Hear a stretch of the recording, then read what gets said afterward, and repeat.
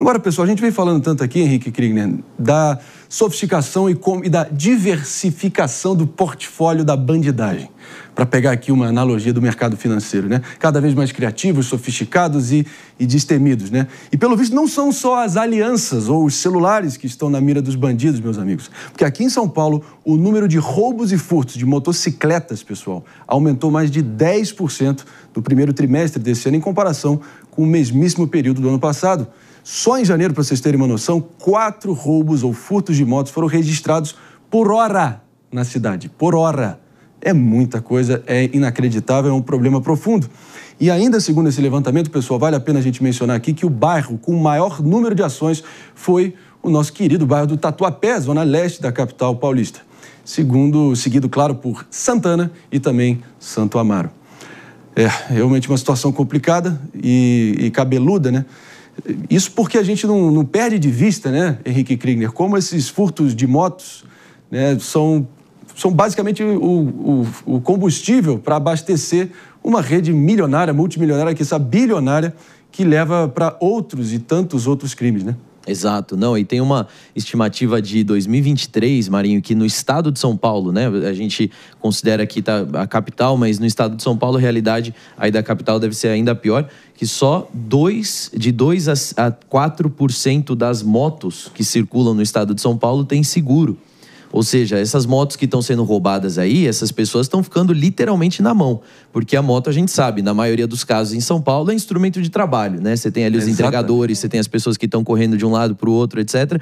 E agora estão sendo roubados o primeiro instrumento de trabalho, mas também não tem nenhum tipo de seguro acontecendo ali, né? Então, realmente, esse é uma questão muito perigosa e prejudicial para o nosso país, e especialmente nessas áreas. A gente está falando, por exemplo, o Tatuapé é um bairro extremamente comercial, que tem uma característica mista ali, né? É uma zona mista bastante grande, que você tem comércio, residência, você tem grandes empresas, e você tem grandes avenidas, você tem a Radial Leste cortando ali. Então, todo um contexto que favorece também o roubo e a fuga rápida, né? Esse que é a maior preocupação. Exatamente, eu acho que você tocou aqui no ponto central aqui. Os vagabundos usam exatamente esses roubos de motos, ou furtam as motos, exatamente para ser o veículo necessário para levarem até os assaltos e realizarem roubos maiores. É o famoso crime de menor potencial ofensivo, que é exatamente essa desgraça que segue fazendo a roda girando, na medida que, por ser um furto ou um crime de menor potencial ofensivo, logo eles são soltos mais facilmente e fazem a roda seguir girando. É por aí, Mano Ferreira.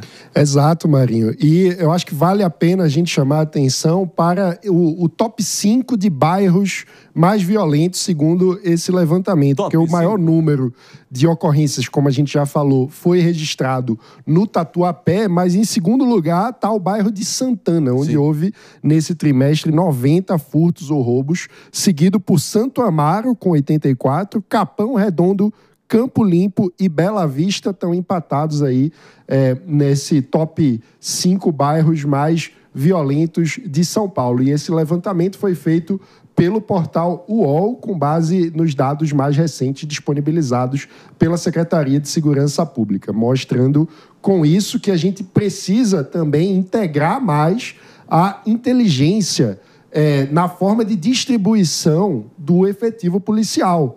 Eu fico me perguntando, Marinho, o quanto que vale a pena ter 4 viaturas em dois quarteirões aqui na Avenida Paulista, como a gente tem assistido, enquanto as ocorrências nesses bairros estão dessa forma. Ou seja, faz muito mais sentido do ponto de vista de eficiência na alocação dos recursos públicos e na integração entre polícia militar e polícia municipal, porque muitas vezes, quando a gente fala desse volume de viaturas aqui, é porque numa calçada está a viatura da PM, na outra está a viatura da GCM, ou seja, está faltando uma integração aí para uma melhor distribuição geográfica, e faz sentido que o critério de localização dessas viaturas tenha como base o número de ocorrências, para que a gente possa, de fato, ver com eficiência uma diminuição dos crimes. Então, a integração dos dados, a geolocalização, a tentativa de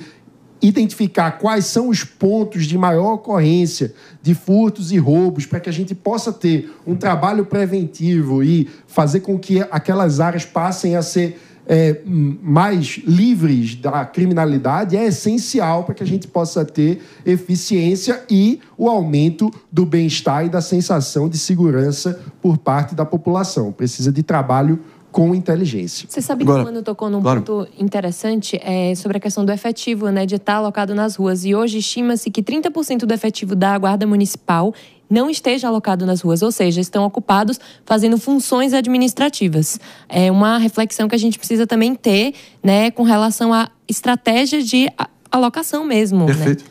E é isso. E interessante, a gente noticia aqui o aumento de roubos, o aumento de latrocínio, o aumento desses furtos. E na contramão me chama a atenção, não sei se vocês viram, né, aqui trazendo rapidamente para o debate, que o Atlas da Violência registrou, né, a redução do número de homicídios no Brasil em 2023. É um dos números, é o menor número registrado, o que anda na contramão do que a gente tem relatado aqui, né? Queria chamar a atenção aqui que como pode ter mudado um pouco a característica da insegurança pública. Apesar da gente ter esse número se reduzido no nosso histórico, é um dos maiores do mundo, tá? Queria só trazer esse dado complementar e também destacar a diferença entre as regiões do Brasil, com destaque para os maiores números para o Norte e Nordeste.